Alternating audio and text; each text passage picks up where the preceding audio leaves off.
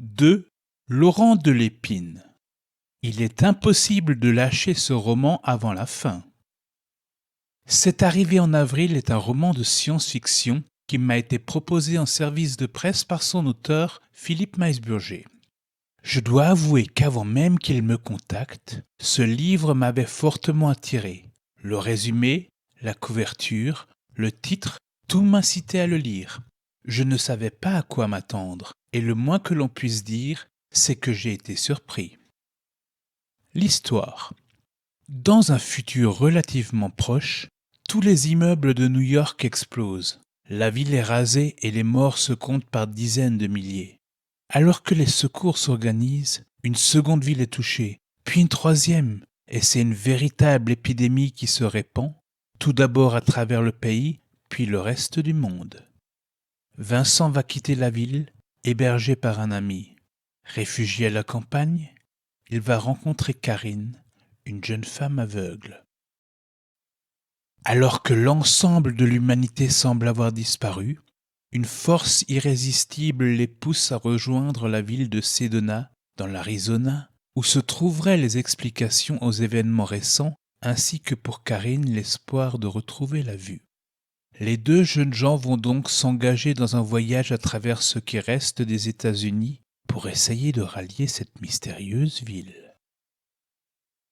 Les personnages. Toute l'histoire est centrée autour de deux personnages. Vincent, un interne en médecine, étudiant à New York au moment des événements, et Karine, une franco-américaine vivant au sein d'une famille de survivalistes et ayant perdu la vue au cours d'un braquage. Mon avis. Quand j'ai commencé la lecture de ce roman, je n'avais aucune idée de ce qui allait se passer. Je savais juste qu'il allait y avoir un cataclysme. Et très vite, dès le départ en fait, l'histoire prend un tour que je n'attendais pas. Et c'est comme ça tout au long du livre. Au début, on croit à un scénario catastrophe, avec sauvetage des sinistrés et éventuellement une guerre de vengeance. Puis que l'on a affaire à une épopée survivaliste. Puis un road movie. À chaque fois que l'histoire semble bien lancée sur ses rails, quelque chose la fait dévier dans une direction totalement imprévue. Le seul point fixe est ce besoin irrépressible de se rendre à Sedona, une pulsion qui ne quittera jamais nos héros. Inutile de dire que dans ces conditions, le lecteur est constamment maintenu en éveil. On ne sait jamais à quoi s'attendre d'une page à l'autre. Si on ajoute la taille relativement courte des chapitres qui incite à toujours en lire un de plus, après tout, ça ne fait que quelques minutes de plus, on a entre les mains un livre incroyablement addictif.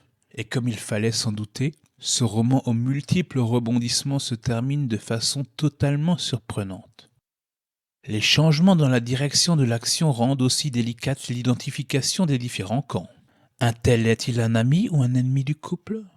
S'il les aide, est-ce par bonté ou par calcul ? Ou encore, quand un homme offre une séance complète jacuzzi-massage à Karine, est-il sincère en disant qu'il veut juste lui faire plaisir, ou la prépare-t-il pour en faire sa maîtresse ? Les deux hypothèses sont aussi vraisemblables l'une que l'autre. Un regret toutefois dans cette histoire, c'est le côté girouette des protagonistes. Dès que quelqu'un leur explique quelque chose, ça devient la vérité. Par exemple, quand un inconnu raconte à Karine que Vincent l'accompagne sur ordre des terroristes qui ont détruit New York pour la leur livrer à Sedona, elle le croit, malgré ce qu'ils ont vécu ensemble. Elle ne pense même pas aux incohérences de ce récit. Il y a peut-être plus simple pour piéger une jeune aveugle que de faire sauter toutes les villes du monde.